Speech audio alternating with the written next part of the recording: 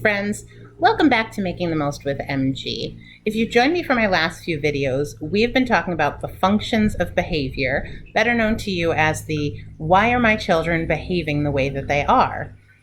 Today we are going to talk about the fourth and final function of behavior, which is known as tangibles.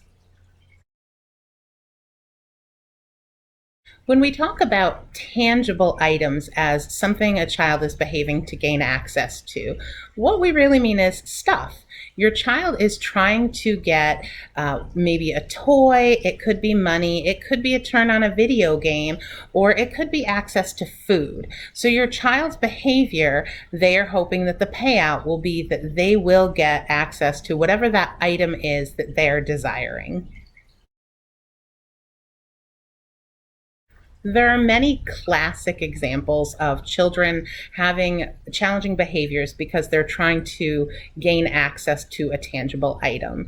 It very well could be when you're in the middle of a grocery store and they want that candy at the checkout and throw themselves on the floor and start crying and flailing around.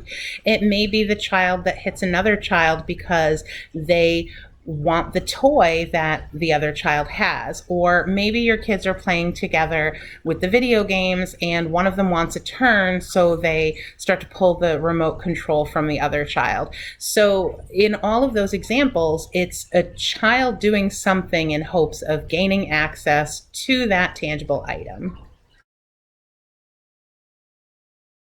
What we need to remember as parents when children are having these types of behaviors is that every time you give in to the behavior and give them that tangible item that they are trying to gain access to, what you're doing is you are reinforcing that behavior and showing them that it's going to work for them in the future. So, for example, if you're in the middle of a store and your child asks for a toy and you tell them no, and they react by throwing themselves on the floor, screaming, and rolling around, and you start to feel embarrassed and you just kind of want to get out of the situation. People are staring, they're whispering, so you give in. One, you have exhibited a function of behavior, which is escape, because you're in an uncomfortable situation. And what you've done is you've given into the behavior that your child has had. And that shows them that in the future, every time they go to a store and ask you for something, they can throw themselves on the floor and cry, and they will get what they want. So in that situation that I just gave you about having your child out at the store, there are a few things that you can do to prevent the behavior or at least prepare for it, because you know your child and you know if that is something that could potentially be a trigger for them being in a store with toys that they want. The first thing that you can do is preset them. Let them know where you're going, what's going to happen, and state your expectations, whether or not they will or won't be able to get a toy while they're in the store. And if you have any kind of limits, if they can have a toy, but it has to be less than $5. So really stating your expectations, but also letting them know what the consequences are if they try that type of behavior. So you let them know, again, it's limited choices. You can select a toy that's less than $5 or we won't get anything. And so once they start behaving that way in the store because what they saw is $9.99, all you have to do is follow through. So you gave them the choice of selecting a cheaper item or not getting anything. And if they're not going to get that cheaper item, they're not going to get anything.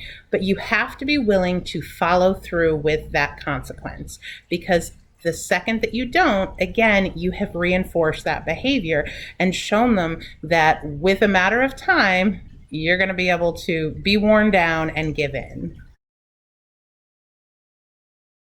Another way you can address problem behaviors when it comes to accessing something tangible is to teach replacement behaviors. So for example, if you have multiple children and there's an argument over a toy, well, you can teach them problem solving skills, or how to ask to take a turn with the toy, or how to get help from an adult if they ask for a turn and that doesn't work, rather than resorting to hitting or pushing. So here's today's takeaway when it comes to tangible items as a function of behavior.